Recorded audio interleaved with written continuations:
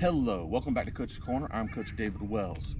In our last video, we talked about foot positioning on the mound, sitting in that chair, getting those knees bent. Next step in that we're going to work on today. We're going to talk to you right now.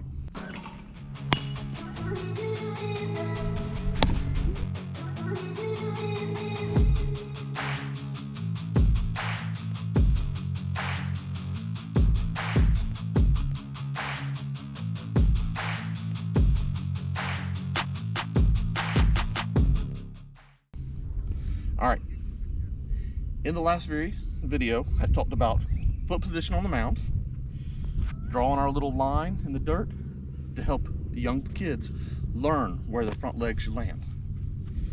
We talked about slight angle, knee goes between third base and shortstop, sitting in that chair. The next part of that, after they get comfortable sitting in that chair, is leg angle. So I'm gonna do this the best I can. It's hard to do it slow to show a video, but I'm gonna do the best I can. So I'm gonna do it in segments. So once you sit down in that chair, I want to start transitioning my momentum towards home plate. Common mistake is people immediately open and push, and then the leg comes around. That's what I'm wanting to avoid. What I'm wanting to do is, as I sit down in the chair, and I'm gonna walk this leg down so I can show you this angle. As I sit back in that chair, this leg is actually going to come and I'm going to get an angle to my shin right here. So I want this angle this way, propelling me down that hill. As I propel down that hill, I'm going to get everything I can out of this leg, driving off that back and push right there at the end. The other reason for I have my toe the way I do.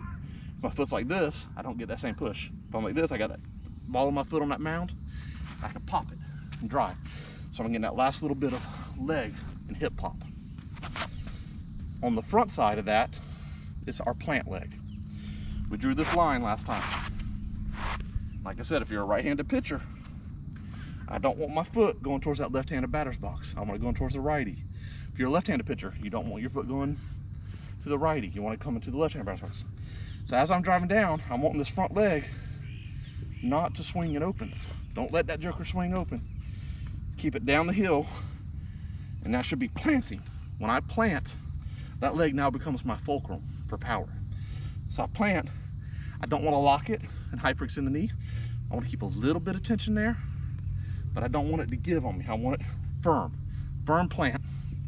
When I drive, and if you can try to watch my hips, when I plant that leg and this turn pops, you can see it, boom, pop, there's that hip pop. So now my upper body's coming, and I'm coming down that hill. The reason we do that, a lot of people think pitching and hitting are different. If you think about pitching and hitting, they're very similar. When you're in the batter's box and you're here and you step, you want that front foot to plant, and you turn. You generate power through the legs. Same thing with pitching. You're coming down that hill, you want that front foot to plant. Much longer stride in pitching than in batting. Plant, but when it plants, boom, you want it to pop off this back end. I want to get everything I can out of this back leg. That's why this leg angle is so important. I want to angle it up, boom, drive. And that's the technique you can practice with your kids right there. They're practicing the sit down already. Practice the stride out. Sit down, stride. Front foot's closed. Their stride should be anywhere between 80 and 100% of their height. So if you got a 6 foot tall person, my stride should be 5.5 to 6 feet, easy. Plant. When it plants, boom, now I'm ready. Have them walk it back up. Rock step, bend, sit down, boom. I'm making sure my foot's on my line. I'm getting that extension. Boom.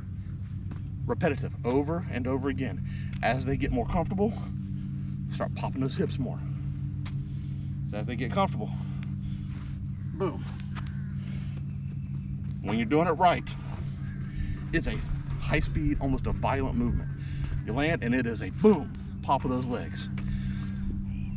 That's it for this time. Remember, we take these kids ground up, just like batting, hitting, everything. Start with the ground up. Focus on the footwork. If they can get their feet right and do this right, we can bring the upper body and arms along. In our next series, we're going to talk about getting the trunk moving, and then we're going to finish up with doing arms. See you on the next one.